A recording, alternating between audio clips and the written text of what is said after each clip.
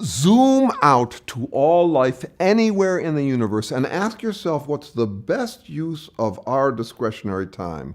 What's worth doing beside the obvious, survival and reproduction, though for most beings that's full-time work. Is there anything else on life's master to-do list? A good candidate is solving the master puzzle, what the universe is and life within it. That's the work researchers, scientists, and philosophers do. Selves trying to represent reality accurately, including the reality of selves, organisms in the universe. All selves represent their circumstances. That's what fitness is, traits representing hand in glove what works in an organism's environment. Most fitness represents locally, but then you get a rare, late-evolving species like us with language we can use to try to represent the whole ball of wax, the universe and us in it. We call ourselves an intelligent life form and look for our counterparts throughout the universe. But intelligence is an ambiguous term. We say that computers are intelligent, but we don't look for extraterrestrial computers. We look for selves that can communicate with us, languaged selves. The point of solving the master mystery? Nothing for the universe. It doesn't appear to be waiting for us to explain it. Still, solving the mystery could come in handy for selves elsewhere in the universe. Imagine if, around the time we humans acquired language, we had discovered a parcel of helpful hints from some extraterrestrial beings, a leg up in our research, an extraterrestrial cheat sheet, research methods and insights, perhaps including a list of potential extinctions to watch out for, ways that language selves elsewhere have wiped themselves out. Perhaps climate change would make that list. Beware, late bloomer, language selves have tended to discover, tap, and exploit fossil fuels left by prior selves, and then burn them so fast that they make their planets uninhabitable. By now, our earthly researchers have lots of helpful hints we could share to give a leg up to selves just waking up elsewhere in the universe. But surprisingly, still no answer to the biggest mystery of them all. What are selves? For all the detailed physical, life, and behavioral science insights we've collected, we still don't know what distinguishes selves from non-selves. We know that there's a difference. All selves try, most fundamentally, to stay alive and reproduce. Non-selves, inanimate things from chemicals to galaxies to supercomputers, don't try to do anything. What explains the difference from the first selves trying to stay alive through to us humans trying to stay alive and more, including trying to solve the universe's mysteries? What makes us selves try when nothing else does? We've had hunches ever since we acquired language. For example, that the self is a supernatural soul poured into matter. But here I'm talking science. Science is a campaign to find natural explanations for all natural phenomena. Who knows if it'll work, but that's the campaign, and in it you don't get to be vague or resort to supernatural explanations. What remains a mystery has to be marked as such, awaiting a natural science explanation. On trying, researchers today cut themselves too much slack. They sidestep supernatural explanations, but they still treat selves and their trying as practically explained when it isn't. They do so by waffling, slipping back and forth between describing behavior as caused versus wanted, passive phenomena versus purposeful behavior, cause and effect versus means to ends, matter in motion versus mattering expressed by selves, trying to achieve outcomes, most fundamentally trying to stay alive. Do genes cause or try to yield our trying? Is natural selection the cause of our design, or is it trying to design us? Do biochemicals cause or try to change our behaviors? Researchers today talk out both sides of their mouths on these questions. They describe DNA as selfish molecules, though molecules aren't selves. They say natural selection is passive, a blind watchmaker, even though a watchmaker, whether blind or sighted, tries to make watches. They say biochemicals are cause and effect switches that turn on and off means to ends trying, even though biochemicals don't try.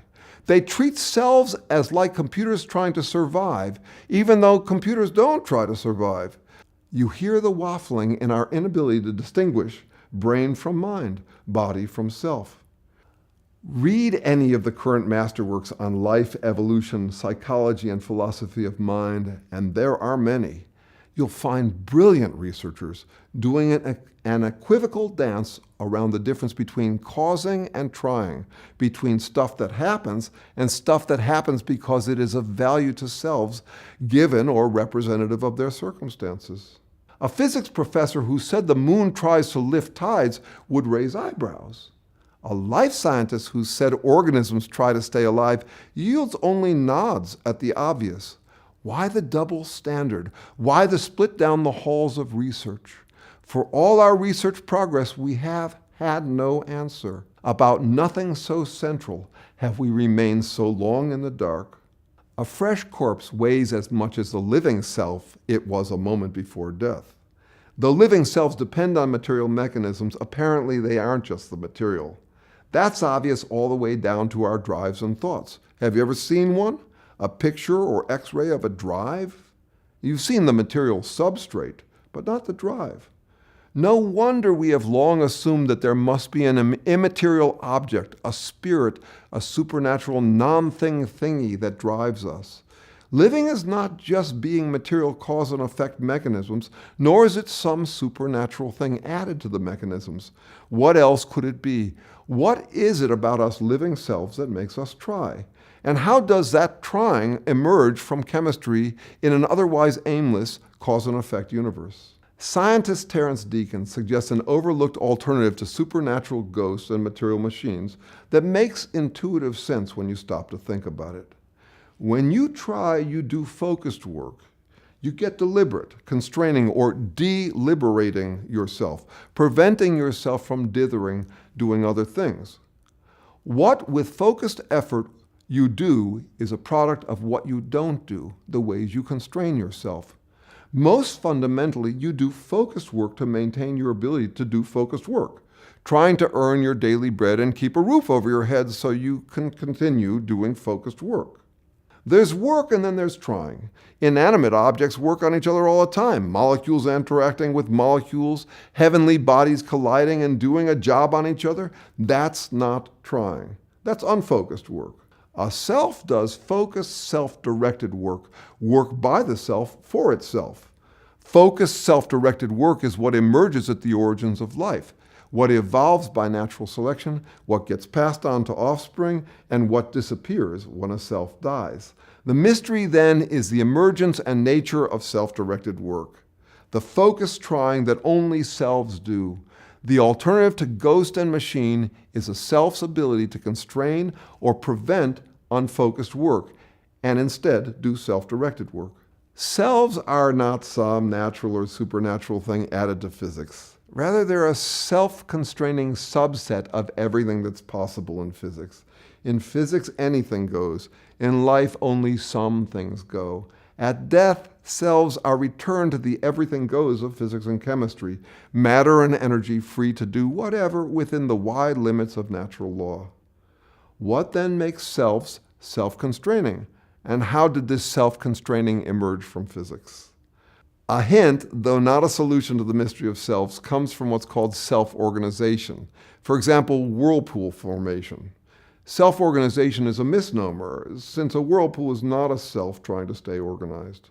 A more accurate term is emergent constraint, limitations on what happens that emerge from dynamic interaction. Picture trying to thread your way through a crowd and how in your threading you constrain how others thread. You and everyone else gets shunted from slower paths to faster paths. Eventually the crowd simplifies into regularized paths of least resistance, not imposed top-down, but emergent via interaction. Whirlpools emerge like that, water currents getting in each other's way. By a process of elimination, regularities emerge. The spiral is what remains, the water's path of least resistance. It's easy to overlook processes of elimination as a source of change, some paths becoming less likely, others becoming more likely. Still, some of our biggest insights into life required noticing processes of elimination. Natural selection is a process of elimination. Information theory depends on it too. A binary bit is an eliminated possibility. A coin flip, for example, two possibilities reduced to one actuality. Our breakthroughs often come from seeing the other side of the coin. Instead of paying attention to what happens, paying attention to what's prevented from happening. What emerges is a product of the possibilities that become unlikely. What's present is a product of what's prevented. Self-organization, evolutionary, and information theory don't explain the emergence and nature of selves. Still, as Deacon shows, processes of elimination do. Here is a simple, testable model for how two emergent constraint processes, self-organization, in chemistry can become synergistically coupled, preventing each other from petering out as they would otherwise. As a result, you get self-repair, self-protection, and self-reproduction. In other words, a first self, constraining energy into self-directed work that regenerates self-constraint. Only selves evolve, and they've evolved all the way out to you, doing deliberate work, trying to maintain your capacity to do deliberate work, and to pass that capacity on to offspring. Self-constraint explains life's persistence. Selves don't persist like rocks do. We're mushy and fall apart quickly at death. Still, here we are, persisting continuously for billions of years by means of our trying, our self-constrained, self-regenerative, self-directed work to keep on trying. It's possible that in the next few decades we'll discover extraterrestrial life, come to the sad realization that life as we know it here on Earth is irrevocably altered by climate change or nuclear war, and despite all that, finally finding a truly scientific solution to the mystery of selves, one like Deacon's, long overlooked but obvious once recognized. It would be a small yet real comfort to know that life continues somewhere and to know how it does.